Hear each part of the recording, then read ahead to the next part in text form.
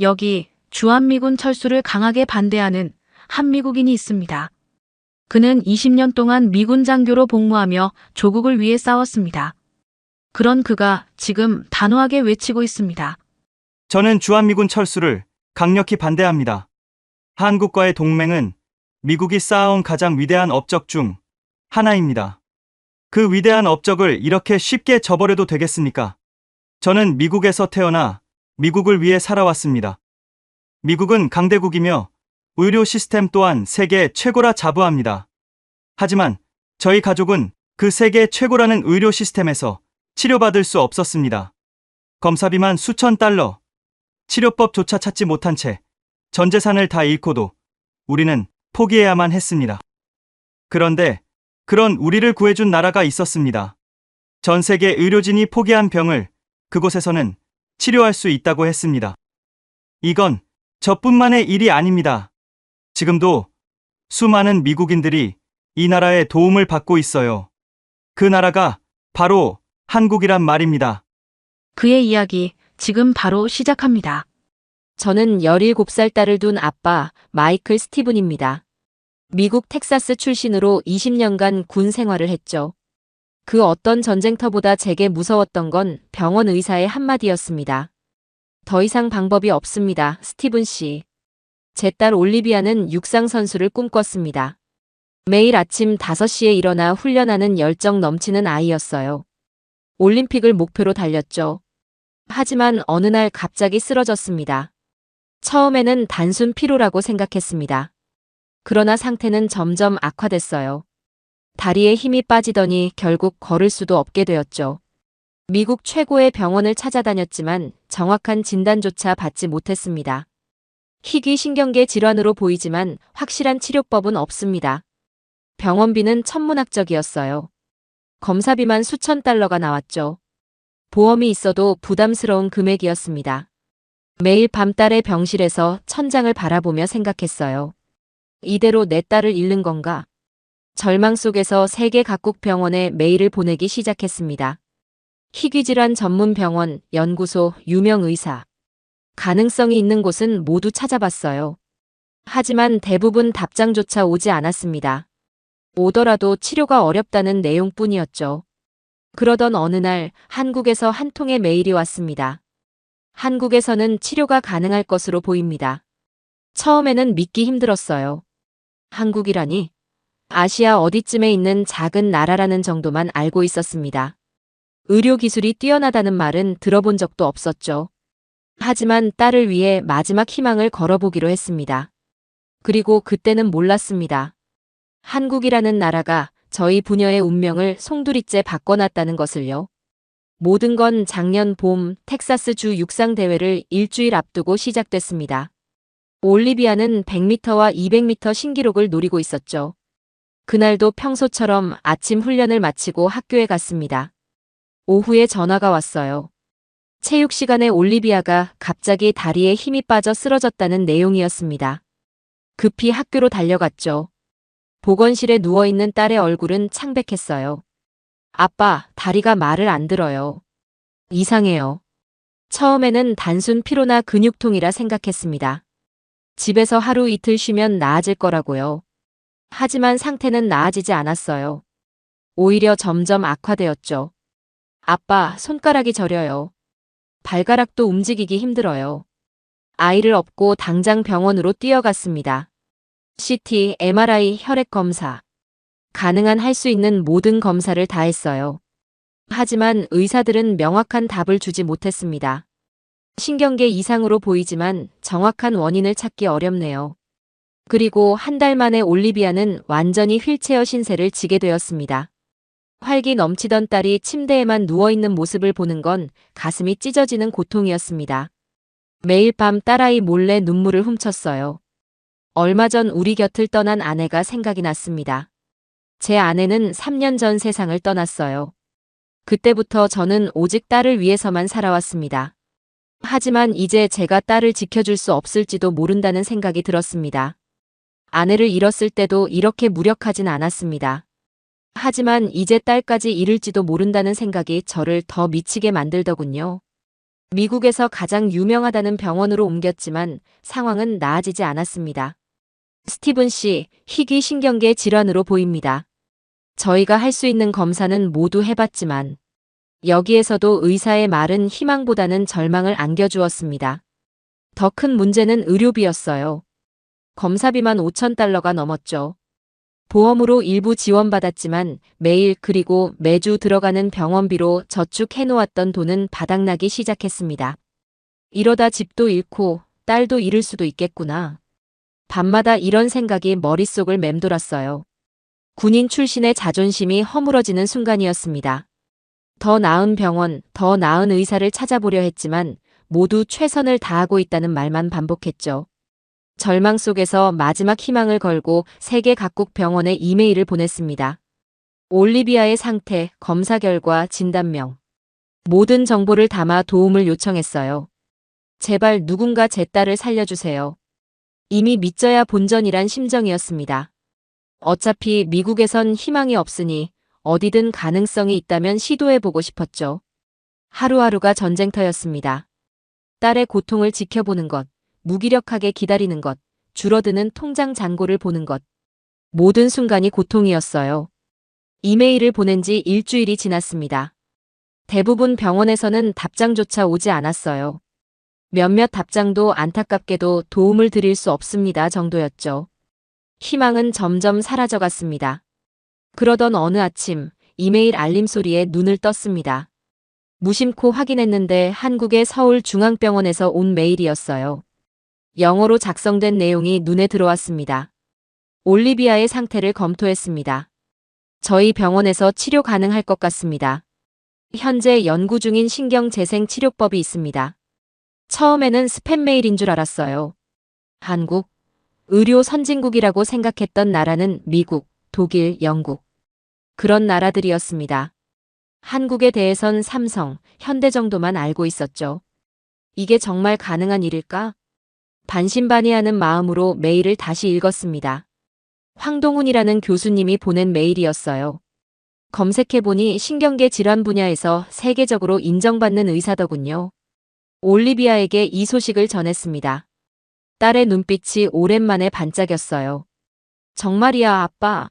내가 다시 걸을 수 있게 될까요? 그래, 해볼 만한 가치가 있어. 한번 믿어보자. 당장 회신을 보내고 필요한 서류를 첨부했습니다. 놀랍게도 몇 시간 만에 자세한 안내 메일이 왔어요. 치료 계획, 예상 기간, 필요한 준비물까지. 미국 병원들에선 볼 수 없었던 정확하고 체계적인 내용이었습니다. 그러나 큰 문제가 있었어요. 비용이었습니다. 이미 미국 병원비로 저축은 바닥났고 한국까지 가는 비행기 티켓도 만만치 않았죠. 집을 담보로 대출을 받기로 결심했어요. 집이 없어져도 딸이 다시 걸을 수만 있다면 그걸로 충분하다고 생각했습니다. 은행에서 집 담보 대출을 받고 필요한 서류를 모두 준비했습니다.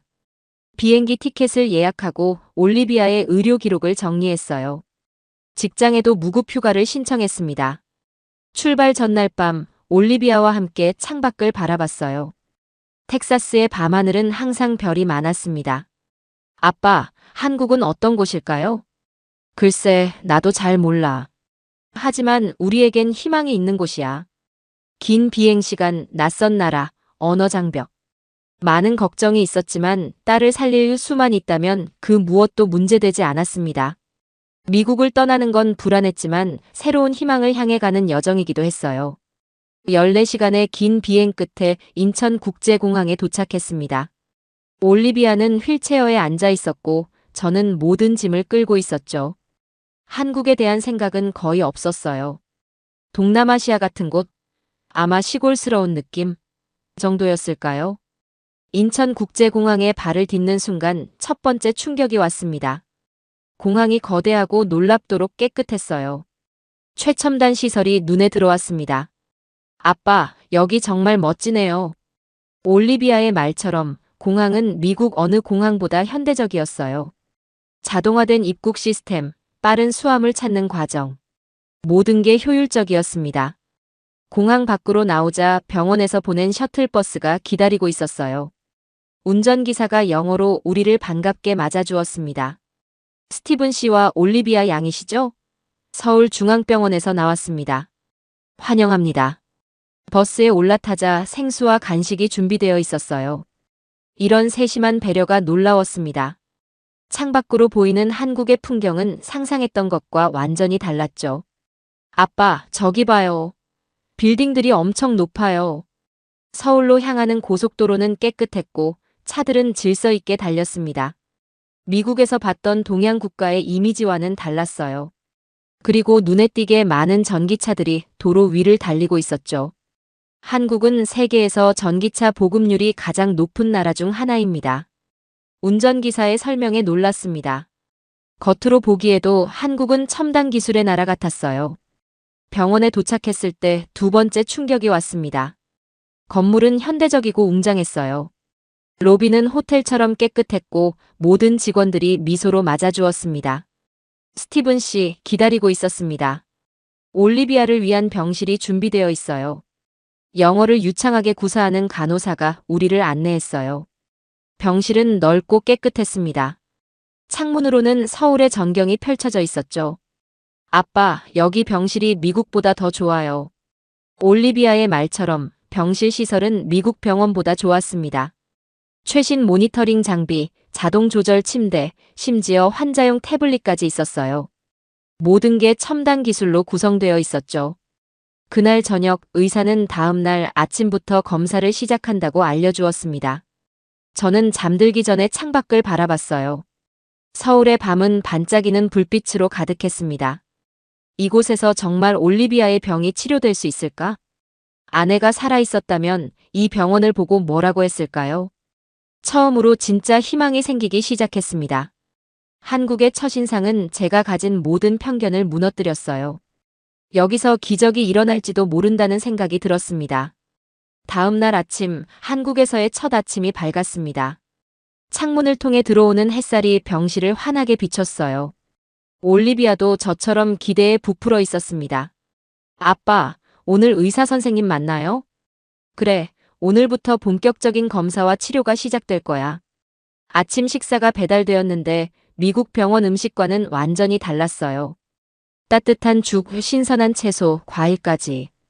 건강에 좋은 음식들이었습니다. 병원에서 주는 음식이 이렇게 맛있다니. 식사를 막 마쳤을 때 문을 두드리는 소리가 들렸어요. 황동훈 교수와 의료진이 들어왔습니다. 안녕하세요, 스티븐 씨, 올리비아 양. 저는 황동훈입니다. 황동훈 교수는 예상보다 젊고 친절해 보였습니다. 영어도 유창했어요. 그는 올리비아의 상태를 꼼꼼히 확인하기 시작했습니다. 올리비아의 병은 신경계 희귀질환입니다. 정확히는 자가면역성 신경염으로 보이네요. 황 교수는 태블릿을 보여주며 설명을 이어갔어요. 이해하기 쉽게 영어와 그림으로 병의 원인과 치료 방법을 설명해 주었습니다. 미국에서는 이 병에 대한 연구가 충분하지 않습니다. 하지만 한국에서는 10년 전부터 이 질환에 대한 연구를 진행해 왔어요. 특히 저희 병원은 지속적으로 신경재생치료법을 개발해 왔습니다. 자세한 설명을 들으니 처음으로 올리비아의 병이 무엇인지 명확히 알게 되었어요. 그동안 미국 의사들은 희귀 질환이라고만 했을 뿐 정확한 진단명조차 알려주지 않았습니다. 그럼 치료 가능성은 어느 정도인가요? 황 교수는 자신감 있게 대답했어요. 80% 이상입니다. 올리비아는 젊고 건강하기 때문에 회복 가능성이 높아 보입니다. 치료는 약 3개월 정도 걸릴 거예요. 그날부터 빠르게 검사가 진행되었습니다. 미국에서는 한 가지 검사를 하는데도 일주일씩 기다렸지만 여기서는 하루 만에 모든 검사가 끝났어요. 한국의 의료 시스템은 매우 효율적입니다. 검사부터 치료까지 기다림 없이 진행되죠. 황 교수의 설명처럼 모든 과정이 신속했습니다. 검사 결과도 당일에 나왔어요. 그리고 놀라운 사실을 알게 되었습니다. 스티븐 씨, 여기 검사비와 치료비 예상 견적서입니다. 간호사가 건네준 서류를 보고 눈을 의심했어요. 미국에서 $5,000가 넘었던 검사비가 여기서는 $500도 안 되었습니다. 이게 맞나요? 너무 저렴한데. 네, 맞습니다. 한국은 국민건강보험 시스템이 잘 갖춰져 있어요. 외국인에게도 일부 혜택이 적용됩니다. 치료는 그날부터 시작되었습니다. 올리비아는 특별히 개발된 약물 치료와 함께 물리치료를 병행했어요. 황 교수는 매일 방문하여 상태를 확인했습니다. 아빠, 선생님이 너무 친절해요. 제 질문에 다 대답해 주시고 항상 설명해 주세요. 미국에서는 의사를 만나는 것조차 어려웠는데 이곳에서는 교수가 직접 매일 환자를 확인하는 모습이 놀라웠습니다. 치료가 시작된 지 일주일째, 올리비아가 손가락을 조금 움직일 수 있게 되었어요. 작은 변화였지만 우리에겐 큰 희망이었습니다. 황 교수님, 효과가 있는 것 같아요. 네, 좋은 신호입니다.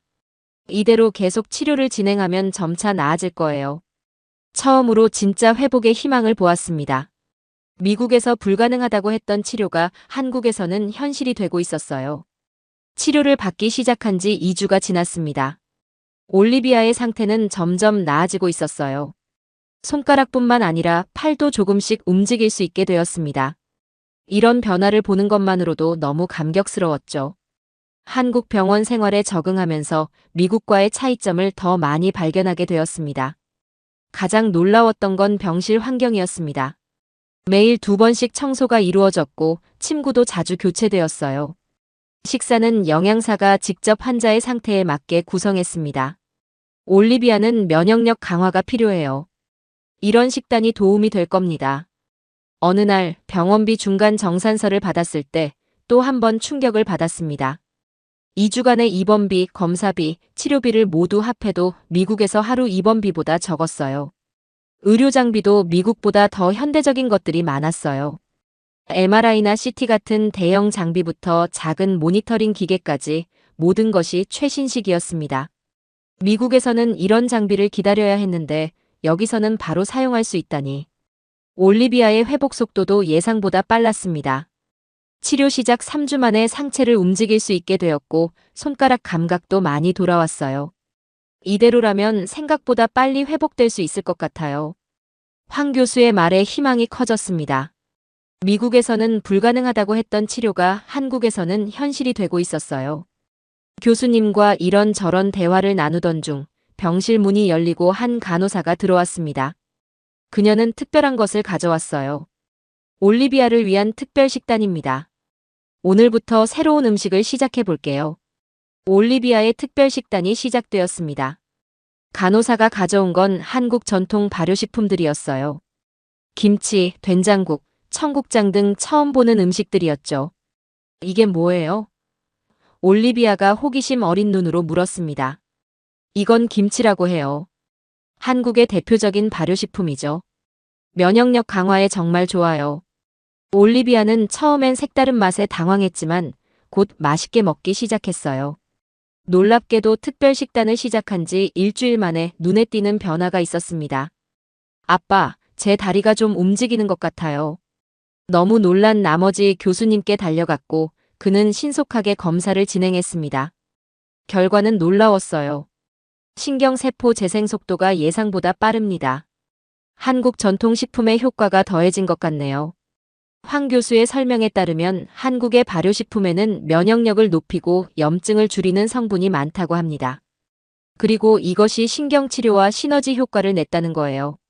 서양 의학과 한국의 전통적인 식이요법을 결합하면 놀라운 효과가 있을 수 있어요. 올리비아의 재활치료도 본격적으로 시작되었습니다. 한국의 재활치료사들은 매우 꼼꼼했어요. 하루에 3번 각각 다른 방법으로 운동을 시켰습니다. 미국에서는 일주일에 1~2번 정도 재활치료를 받았는데 여기서는 매일이라니. 재활사는 미소를 지으며 대답했어요. 초기 재활이 중요하거든요. 이 시기에 집중적으로 하면 회복 속도가 훨씬 빨라집니다.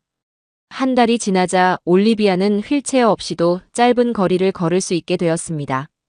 처음 몇 걸음을 뗐을 때 저와 올리비아 모두 눈물을 흘렸어요. 아빠, 제가 걷고 있어요. 정말 걷고 있어요. 그래, 기적이야. 정말 기적이야. 아내가 있었다면 얼마나 기뻐했을까요? 올리비아를 위해서 포기하지 않았던 저를 자랑스러워했을 겁니다. 황 교수는 이런 우리 부녀의 모습을 보시며 흐뭇하게 웃었습니다. 올리비아의 의지가 강해서 가능한 일이에요. 앞으로 더 좋아질 거예요. 회복 속도가 빨라지면서 병원 밖으로 나갈 기회도 생겼습니다. 처음으로 서울 시내를 구경했어요. 편의점, 카페, 공원. 모든 것이 새롭고 흥미로웠습니다. 아빠, 여기 너무 좋아요. 모든 게 깨끗하고 사람들도 친절해요. 한국 사람들은 정말 친절했습니다. 휠체어를 타고 있는 올리비아를 위해 길을 비켜주고 문을 열어주고 도움이 필요한지 물어봐 주었어요. 미국에서는 이런 경험이 없었는데 황 교수는 올리비아의 치료가 마지막 단계에 접어들었다고 알려주었습니다. 이제 마지막 중요한 치료만 남았어요. 이 치료의 성공률을 높이려면 면역 체계가 강화되어야 합니다. 그래서 특별한 식이요법을 더 철저히 시행할 거예요. 영양사가 병실을 방문했습니다. 그녀는 앞으로 2주간 올리비아가 섭취할 특별 식단표를 가져왔어요. 올리비아의 면역력 강화를 위한 한국 전통 식단입니다. 김치, 마늘, 된장, 인삼 등 면역력을 높이는 성분이 풍부한 음식들이에요. 그날부터 올리비아의 식단은 완전히 바뀌었습니다. 아침에는 된장국과 밥, 점심에는 김치와 다양한 나물, 저녁에는 인삼차와 함께 건강식이 제공되었어요. 처음에는 낯선 맛에 적응하기 어려워했지만 일주일쯤 지나자 올리비아는 오히려 한국 음식을 찾기 시작했습니다. 아빠, 김치가 이제 정말 맛있어요. 매운맛에 중독된 것 같아요. 황 교수는 웃으며 고개를 끄덕였어요. 많은 외국인들이 처음엔 김치를 어려워하다가 나중엔 중독돼요. 그만큼 맛있고 건강에도 좋죠. 놀랍게도 한국 음식을 먹기 시작한 후 올리비아의 혈액 검사 결과가 눈에 띄게 좋아졌습니다. 면역 세포 수치가 정상 범위로 돌아왔고 염증 지표도 많이 감소했어요. 한국에서는 오래전부터 음식과 건강의 관계를 중요시했어요. 특히 발효식품은 장 건강을 개선하고 이는 면역력과 직결됩니다. 저 역시 한국 음식을 먹으며 변화를 느꼈습니다. 만성적인 피로감이 줄어들고 소화도 훨씬 좋아졌어요. 미국에서는 느끼지 못했던 변화였습니다. 선생님, 정말 감사합니다. 이렇게 좋아질 거라고는 생각도 못했어요. 올리비아의 의지가 가장 중요했어요. 내일 치료까지 잘 마치면 거의 정상적인 생활이 가능할 거예요.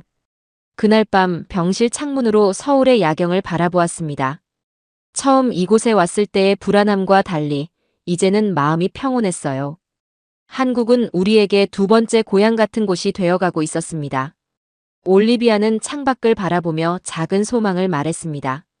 아빠, 나중에 다시 달릴 수 있게 되면 한국에서 열리는 마라톤에 꼭 참가하고 싶어요. 딸의 눈에서 다시 희망의 빛을 볼 수 있어서 너무 행복했습니다. 미국에서는 불가능하다고 했던 일이 한국에서는 현실이 되고 있었으니까요. 마지막 치료일, 병실은 긴장감으로 가득했습니다. 올리비아는 침대에 누워 있었고 의료진들이 모든 준비를 마쳤어요. 긴장하지 마세요, 올리비아. 30분 정도 소요되는 간단한 시술입니다. 황 교수의 말에 올리비아는 고개를 끄덕였습니다. 저는 딸의 손을 꼭 잡고 있었어요. 괜찮아, 금방 끝날 거야. 시술은 예상보다 순조롭게 진행되었습니다. 줄기세포 주사를 놓고 특수 약물을 투여하는 과정이었어요. 올리비아는 용감하게 모든 과정을 잘 견뎠습니다. 이제 끝났어요. 앞으로 48시간이 가장 중요합니다.